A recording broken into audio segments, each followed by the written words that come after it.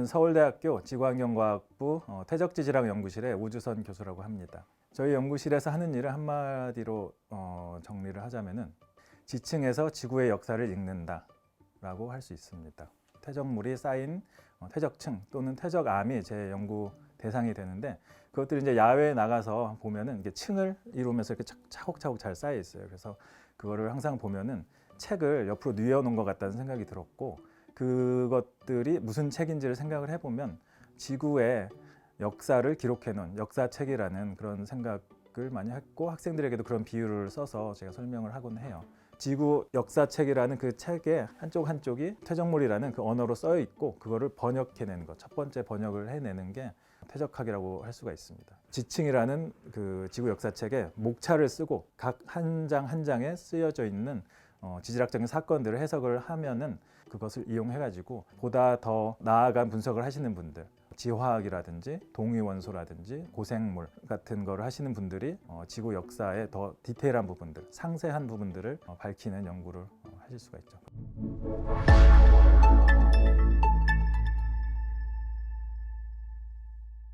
안녕하세요. 저는 서울대학교 퇴적지질학 연구실에서 석박사 통합과정으로 공부하고 있는 강동혁이라고 합니다.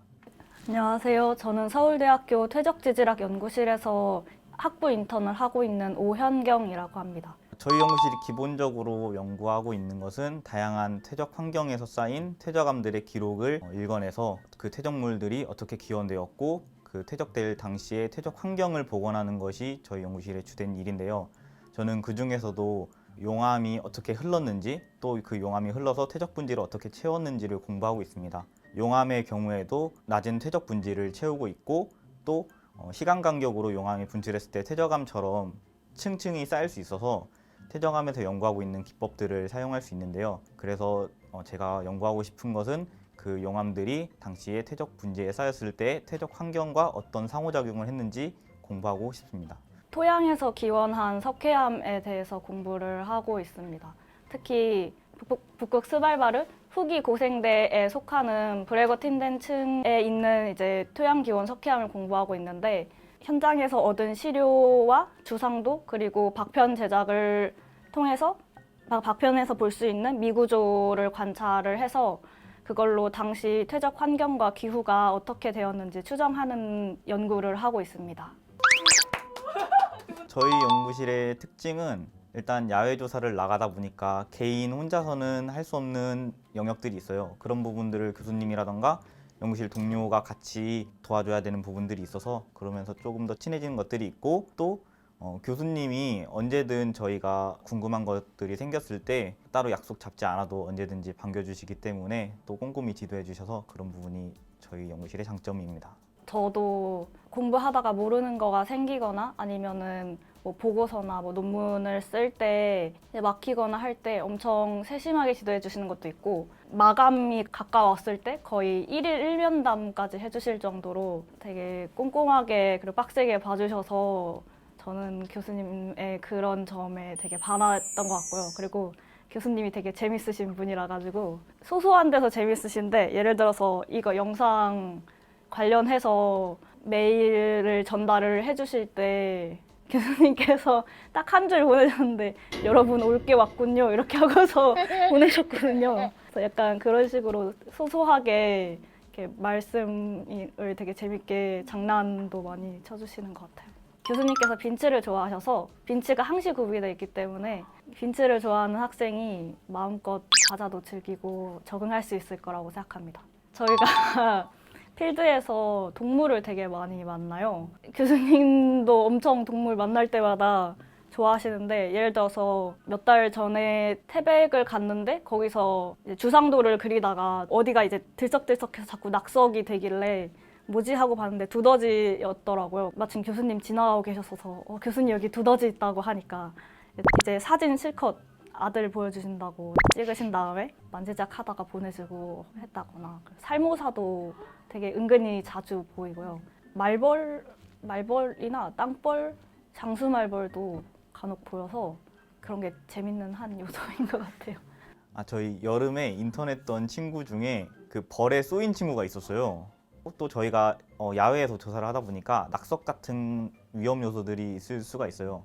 그래도 저희가 작업을 할 때는 헬멧을 쓰거나 나름 안전하게 하니까 그런 부분들은 아직까지는 괜찮은 것 같아요. 제가 남극에서 연구를 많이 해왔는데 남극 장보고기지 주변에 5억 년 전 캠브리아기 지층들이 많이 분포해 있어요. 그 지구의 역사책이라고 하는 지층이 이렇게 차곡차곡 쌓여 있습니다.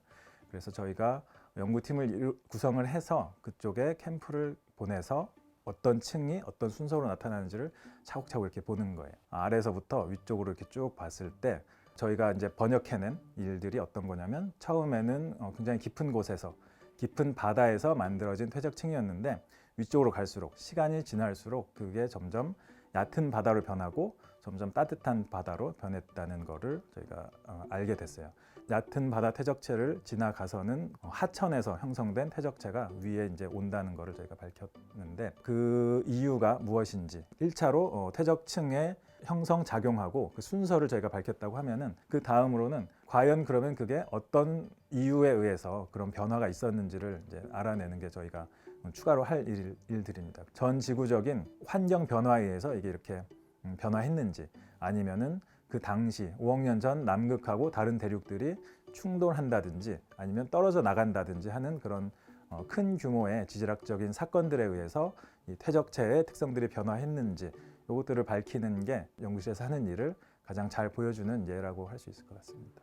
필드 나가는 건 제가 뭐 좋아하는 편이었기 때문에 항상 재밌었어요. 어떤 경우에는 그냥 그 자리에 앉아가지고 암석을 계속 막 하루 종일 보면서 이게 도대체 어떻게 생긴 걸까, 어떻게 와서 쌓인 걸까, 그거를 하루 종일 고민하고 그런 것도 재미있었고 그렇게 한 지점에서 머물러서 하는 거 말고 계속 어떤 지역이 있으면은 그 지역이 어떤 암석이 어떻게 분포해 있는지를 우리가 파악을 해야 돼요. 깊은 산에 가면은 멧돼지를 만나기도 하고 뭐 저희는 어느 정도 훈련이 됐으니까 길을 막 잃거나 그러진 않는데 만약에 길을 잃는다고 하면은 굉장히 깊은 계곡이라서 밑에까지 내려갈 때 뭐 해가 진다든지 그런 일이 있을 수도 있고 저희가 태백에서 일할 때 주로 이 일을 많이 했는데 태백 되게 산이 많잖아요. 그래서 계곡으로 해서 길들이 나 있고 한쪽 계곡에서 차 있는 선배 한 명밖에 없었는데 그래서 내려주면은 저희는 산을 이렇게 넘어가면서 뭐 어떤 암석이 어떤 순서로 나오는지 기재를 하고 그 반대쪽 계곡에 도착하면은 저녁이에요. 선배가 이제 쭉 돌면서 사람들을 픽업을 해서 다시 저녁에 이렇게 돌아오는 거예요.